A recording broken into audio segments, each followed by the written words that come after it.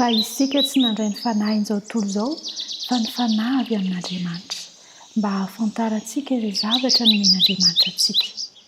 Korintiana 1:2-10. Miresaka momba ny hoe fandiniana ny tenin'Andriamanitra isika, ny fiainantsika andavanandro. Aoka ho azavain'ny fanahy masina ny fianarantsika ny tenin'Andriamanitra.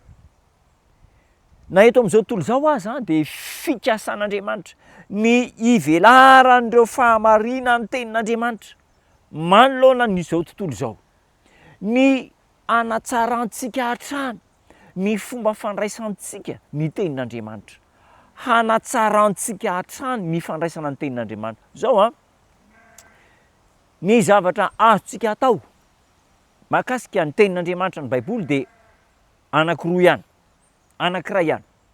Ny manazava ny tenin'Andriamanitra, iray ihany azafady, manazava ny tenin'Andriamanitra, satria indraindray mety tsy ho takatra ny tiany ambara, fa tsy azontsika atao ny manampy, ny manala ary indrindra ny manova ny tenin'Andriamanitra. Tsy azontsika atao, fa ny azo atao dia izao, ny manazava ny tenin'Andriamanitra.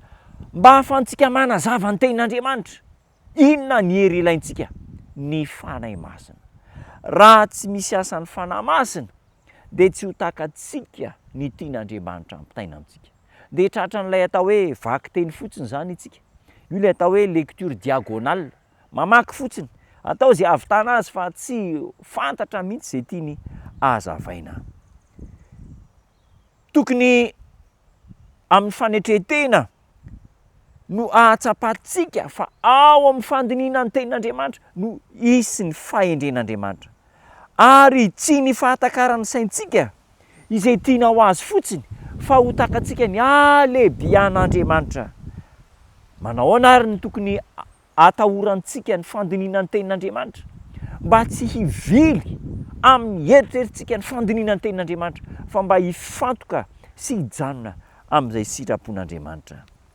Rehefa manoloana ny Baiboly isika dia aoka hanaiky fa misy fahefana lehibe noho ny ananantsika azon'Andriamanitra omena rehefa matahotra azy isika.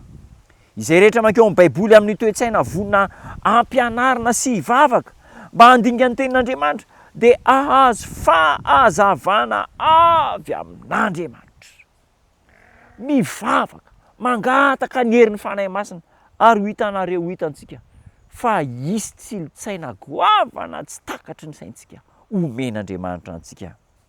Ary ampahamarinana maro no mbola tokony ho hitantsika rehefa mikatsaka amin'ny fahazotoana sy amin'ny herin'ny fanahy ny tenin'Andriamanitra isika. Nampitovian'i Kristy tamin'ny harena miafina ho an-tsaha ny fianarana ny tenin'Andriamanitra, ka raha trandrahana sy halalinina amin'ny alalan'ny herin'ny fanan'Andriamanitra ho tombotsoa antsika. Firifiry ireo rahalahy sy anabavy izay nahita tombotsoa teto amin'ity fiainana ity, nivoatra fiainana, vokatry ny fandalinana ambavaka sy arahan'ny fanahy ny tenin'Andriamanitra. Ho tahian'Andriamanitra ianao, ho tafatoetra aminao izany hafatra sarobidy izany, ary hiainantsika izany hafatra izany. Hivavaka isika. Misaotra tombontsara ny an-danitra, mampirisika anay ianao handinika ny tenin'Andriamanitra, kanefa hianatra ny teninao amin'ny alalan'ny vavaka sy ny fangatana ny fanahy masina. Hazavao isan'andro ny sainay isaky ny mianatra ny teninao izay mba hitombo fahalalana, hitombo fahendrena, hitombo finoana ary hitombo fahatokiana. Tanterao aminay izany amin'ny anaranao Jesosy Tompo. Amen.